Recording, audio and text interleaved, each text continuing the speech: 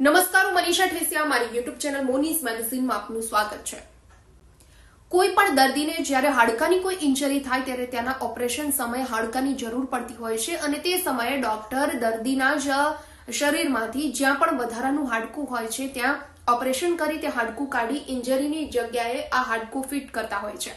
પરંતુ હવે અમદાવાદની સેલ્બી હોસ્પિટલમાં બનેલી બોન બેંક તે હાડકાના દર્દી માટે હવે આશીર્વાદ સમાન બની રહેશે.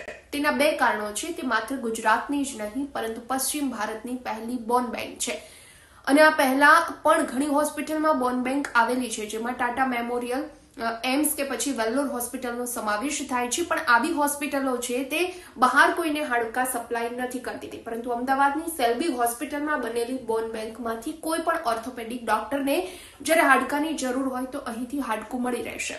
તો વાત કરીએ આ વિડીયોમાં કે બોન બેંક બનાવવાનો વિચાર કોને અને ક્યારથી આવ્યો, બોન બેંકથી હાડકાના દર્દીઓને કેવા કેવા ફાયદા થઈ શકે અને આ હાડકા સાચવવાની પ્રોસેસ શું હોય છે. તો સૌથી પહેલા વાત કરીએ કે બોન બેંક બનાવવાના વિચાર અંગે શેલ્બી હોસ્પિટલના ડોક્ટર વિક્રમ શાહનું કહેવું છે કે હું વારંવાર અમેરિકા જતો આવતો અને ત્યાં મેં જોયું હતું કે અમેરિકાની હોસ્પિટલમાં કેવી રીતે બોન બેંક ચલાવવામાં આવતી હતી, એટલે કે હાડકા સાચવવામાં આવતા અને પછી તેને વાપરવામાં આવતા હતા. જોઈન્ટ રિપ્લેસમેન્ટ, કેન્સર કે પછી ડેન્ટલના કેસમાં ઘણી વખત એવું બને કે બોન અવેલેબલ ન હોય અને જેના કારણે વિશિષ્ટ પ્રકારના ઇમ્પ્લાન્ટ બનાવવા પડતા હોય છે અને જેનાથી દર્દીને ખર્ચ પણ વધી જતો હોય છે. તો બીજી તરફ નેચરલ બોન ન મળવાના કારણે રિવિઝન આવે છે અને તે ખૂબ તકલીફવાળું બનતું. તો આ બોન બેંકથી દર્દીને અનેક ફાયદા થઈ શકે. અત્યાર સુધી એવું બનતું કે દર્દીના થાપાના ભાગે કે અન્ય કોઈ જગ્યાએ ચેકો મારી અને હાડકું કાઢવામાં આવતું, જેનાથી દર્દીને દર્દ થાય. બીજી તરફ તેને અઠવાડિયું પથારીમાં પડ્યા રહેવું પડે. ખર્ચની વાત સાઈડમાં રાખીએ તો પણ અન્ય કોમ્પ્લિકેશન્સ વધી જતા હતા, ઇન્ફેક્શનનો ચાન્સીસ રહેતો હતો. ત્યારે હવે આ બોન બેંક દર્દીઓ માટે આશીર્વાદ રૂપ બની રહે, જે માટે દર્દીઓમાં થોડી અવેરનેસ કે જાગૃતતા આવવી પણ જરૂરી છે. ખર્ચ સિવાયના પણ ઘણા બધા ફાયદા દર્દીઓને આ બોન બેંકથી થવાના છે કે વધારાનો દુખાવો સહન ન કરવો પડે, અઠવાડિયું પથારીમાં ન રહેવું પડે, એટલે દર્દીના વર્ક ડેઝ ઓછા બગડે. બીજી સર્જરી કરી અને જો હાડકું કાઢવામાં આવે તો 40-50 હજાર રૂપિયા સુધીનો ખર્ચ થઈ શકે અને બોન બેંકમાંથી જ જો બોન ગ્રાફ્ટ લેવામાં આવે તો વધારાનો 10 થી 15 હજાર રૂપિયાનો જ ખર્ચ થાય. તો બોન બેંકમાં બે પ્રકારના હાડકા સાચવવામાં આવે છે, એક ભીના અને સૂકા. ભીના એટલે વેટ હાડકાને સાચવવા માટે -80 ડિગ્રી તાપમાનમાં ફ્રીઝમાં તેને રાખવામાં આવે છે અને સૂકા હાડકા ગમે ત્યાં કબાટમાં પણ સાચવી શકાય છે. પરંતુ આ બંને પ્રકારના હાડકા માત્ર 3 મહિના સુધી જ ઉપયોગમાં લઈ શકાય છે. જો 3 મહિનાની અંદર ઉપયોગમાં ન લઈ શકાય તો આ હાડકાને ફેંકી દેવા પડે છે.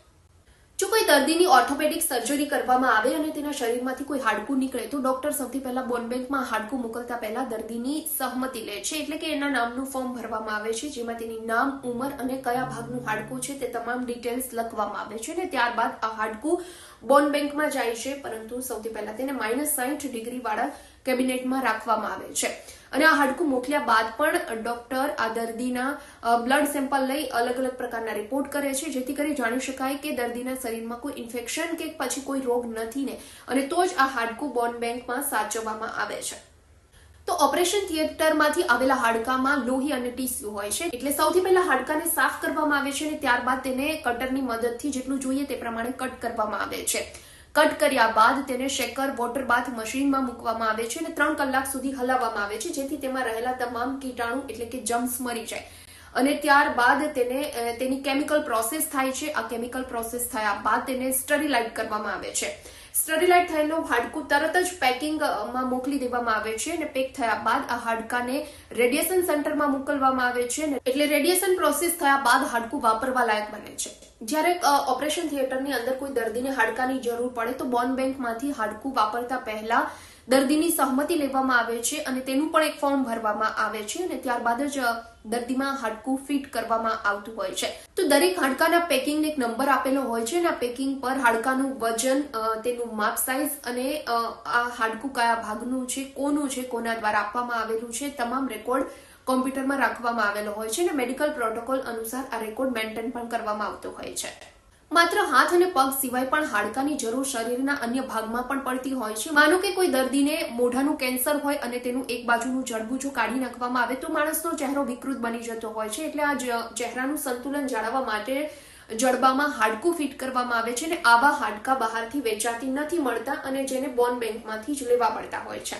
એટલે એવું કહી શકાય કે આવી બોન બેંક છે તે દર્દીઓ માટે ખૂબ જ ફાયદાકારક બની શકે છે. એ દર્દી પછી જોઈન્ટ રિપ્લેસમેન્ટનો દર્દી હોય, કેન્સરનો પેશન્ટ હોય કે પછી ડેન્ટલ પેશન્ટ હોય.